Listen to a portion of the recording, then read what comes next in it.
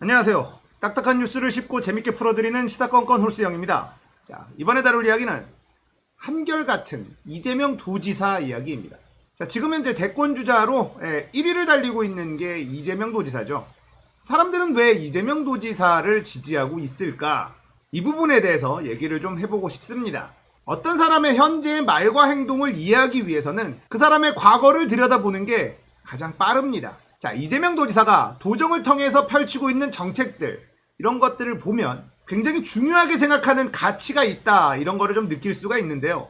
그의 과거를 들여다보면서 이재명 도지사가 도정의 정책을 펼칠 때 가지고 있는 확고한 철학, 이런 거를 좀 여러분들에게 소개시켜 드리려고 합니다. 자, 이재명 도지사는 어릴 적 너무 가난해서 학교를 제대로 다니지 못했습니다. 그래서 어린 나이에 공장에서 일을 하게 되죠. 그러다가 작업 중에 다치게 됩니다.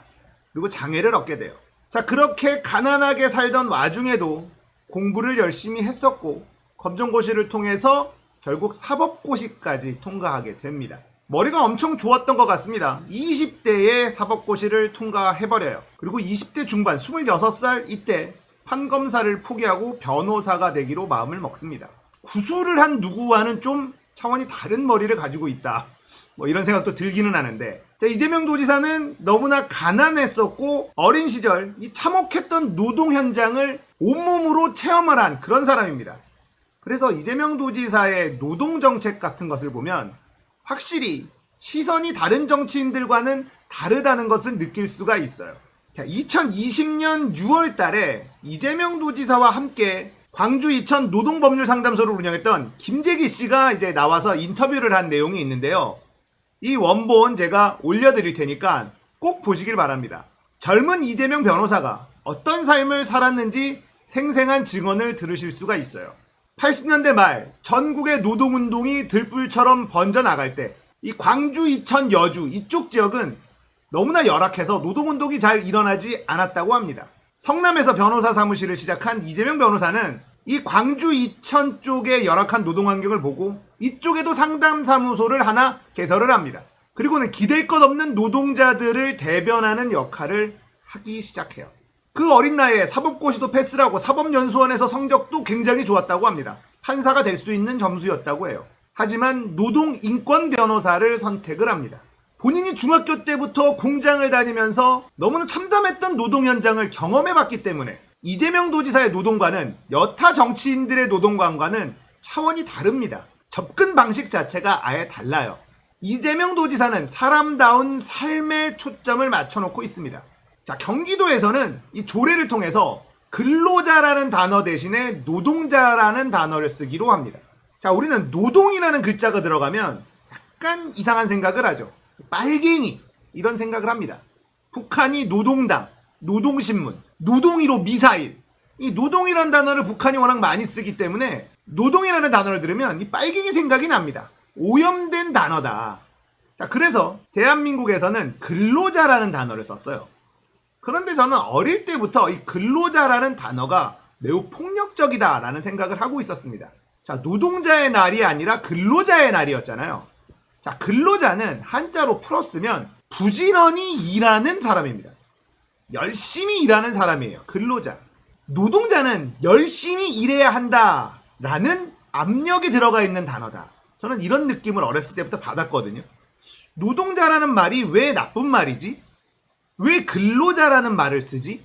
근로자라는 말 안에 들어있는 독재 정권이 가진 폭력성, 저는 이런 게 좀 느껴졌었거든요. 그런데 얼마 전에 경기도에서는 조례로 근로자를 노동자로 바꿉니다. 이게 이재명 도지사가 가지고 있는 이 노동관이에요. 노동은 신성한 것이다, 이런 얘기도 많이 하잖아요. 일에는 귀천이 없다, 뭐 이런 얘기도 있고, 노동이라는 단어는 좋은 말입니다.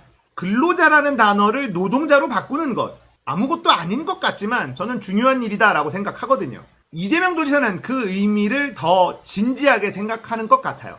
자, 페이스북에 이재명 도지사가 쓴 글을 좀 보면서 이재명 도지사가 어떻게 살아왔는지 알아보고 그의 과거를 통해서 현재 하고 있는 일들에 대한 이해, 이걸 좀 해보려고 합니다. 자, 어제 스승의 날이었습니다. 스승의 날을 맞아서 이재명 도지사가 글을 하나 올렸는데요. 한번 읽어드리겠습니다. 재명아, 너는 가능성이 있어. 스승의 날을 맞아 이 땅의 모든 선생님들께 감사와 존경의 말씀을 전합니다. 돌아보면 제게도 은사님이 계셨습니다.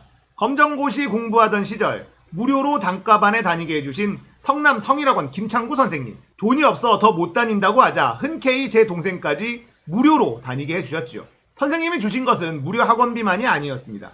가장 생경했던 것은 기름밥 먹던 가난한 소년이 사회에서 받아본 적 없던 따뜻한 눈빛이었습니다.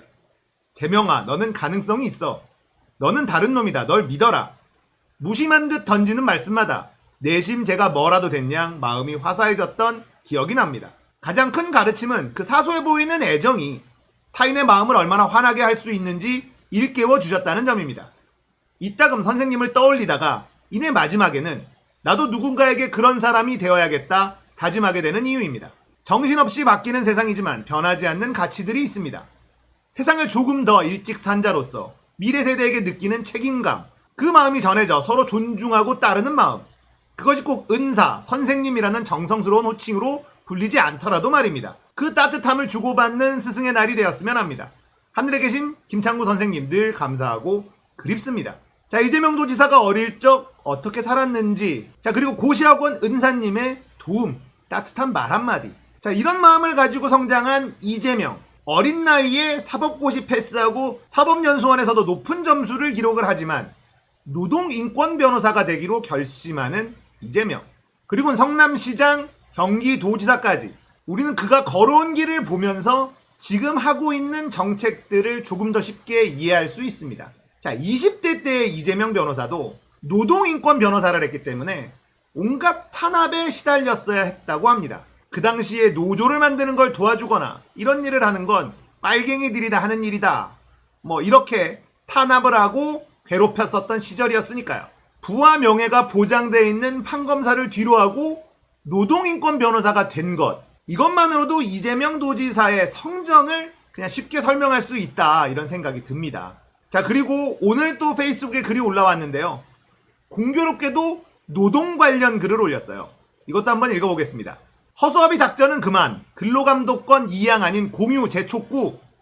근로감독관이 부족해 중앙정부가 정한 노동환경 기준이 전혀 지켜지지 않고 오늘 하루에만도 평균 3, 4명의 노동자들이 산재사고로 죽어갑니다.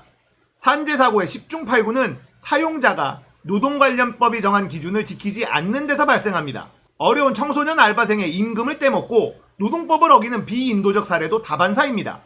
중앙정부가 정한 전국적 기준 준수를 중앙정부 인력만으로 감시할 수 없으니 중앙정부 관리감독 하에 지방정부도 함께 감독하자는 감독권 공유를 요구했는데 느닷없이 일부 보수 언론을 중심으로 이재명의 근로감독권 지방정부 2항 주장은 ILO 협약 위반이라는 보도가 시작되었습니다.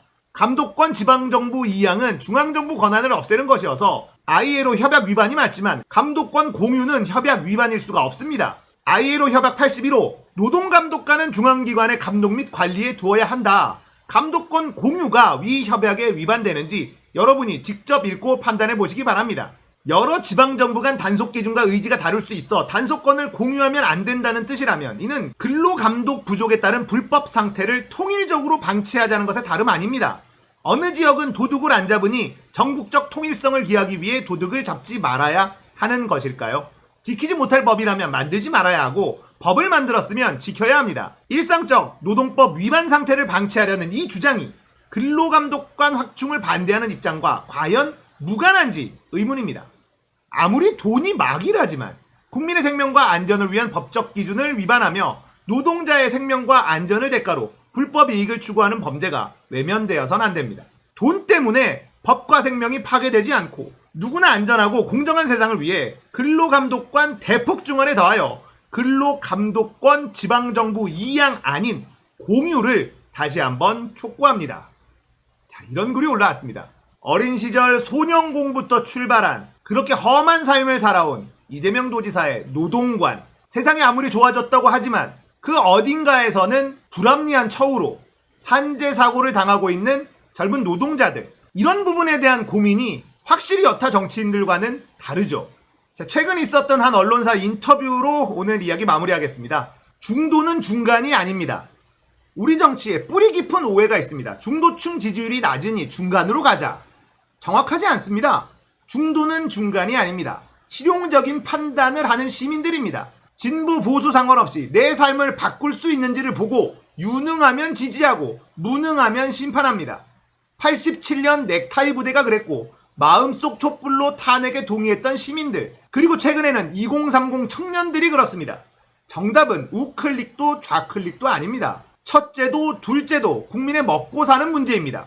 그렇게 얻은 국민적 신뢰가 있어야 다른 기득권 개혁도 할 수 있습니다. 너무나 정확한 진단이죠. 안철수의 극중주의 이런 것과는 차원이 다릅니다. 자, 이재명 도지사가 어떻게 자라왔는지 그 과거의 삶을 한번 들여다보면 지금 현재 이재명의 말과 행동이 훨씬 더 잘 이해가 됩니다. 그리고 그의 진정성을 더 느낄 수 있습니다. 자, 오늘은 20대나 지금이나 한결같은 이재명 도지사 이야기였습니다. 공감되셨다면 구독, 좋아요, 알림 설정 부탁드릴게요. 감사합니다.